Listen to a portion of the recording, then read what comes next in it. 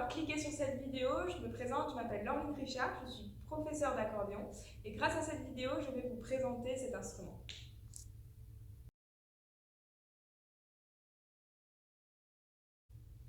Alors l'accordéon, qu'est-ce que c'est? C'est un instrument à vent muni de 2 claviers.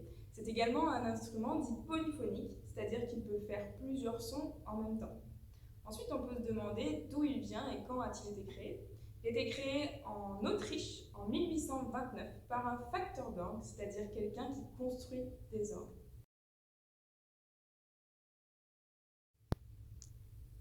Alors maintenant, l'accordéon, comment ça fonctionne? Comme je vous l'ai dit, c'est un instrument à vent. Donc on a ici un soufflet où tout l'air va être stocké. Pour produire un son, il suffit d'appuyer sur une touche et de tirer le soufflet en même temps.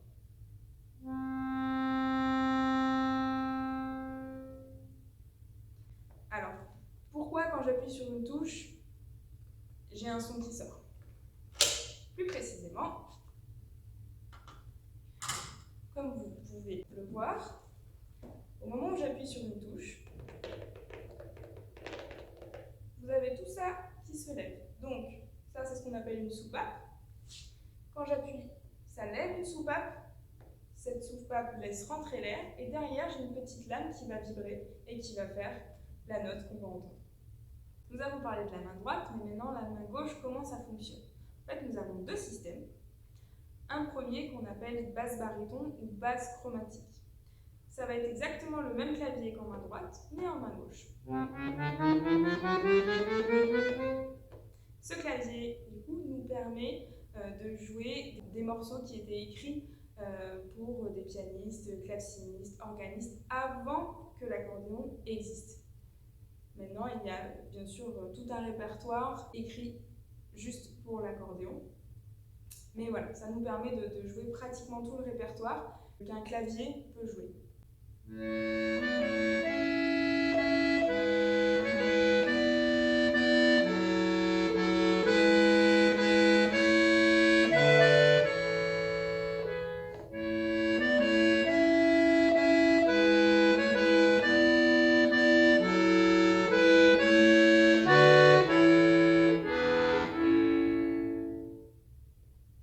On a également un deuxième système qu'on enclenche en appuyant sur cette barre, qu'on appelle un convertisseur.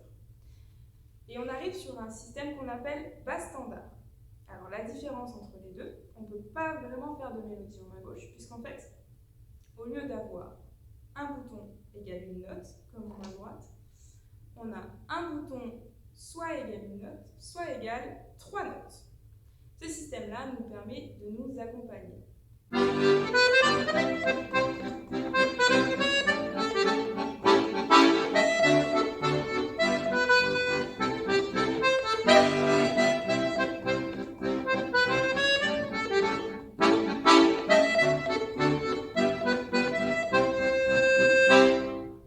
Alors, nous allons voir une autre particularité de l'accordéon, c'est ce qu'on appelle les registres. Vous pouvez peut-être le voir, mais j'ai plusieurs boutons ici.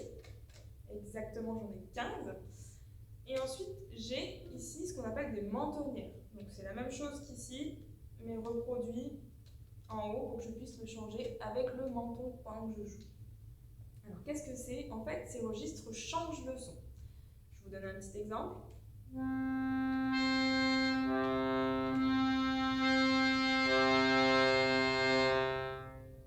Alors cette possibilité-là, c'est la même que pour les orgues. En fait, les organistes ont également ce qu'ils appellent des jeux qui tirent et ça change le son de la même manière que nous, avec nos registres.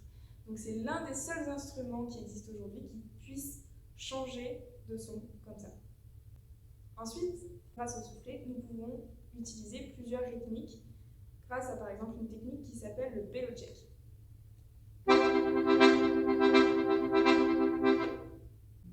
Nous avons également la possibilité de faire ce qu'on appelle des ricochets.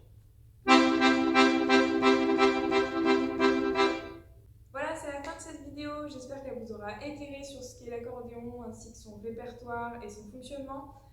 Notre répertoire, malgré ce qu'on croit, est très large. Il va des transcriptions de Bach, de Mozart, jusqu'à la musique actuelle, comme The Show Must Go On, que vous avez pu entendre.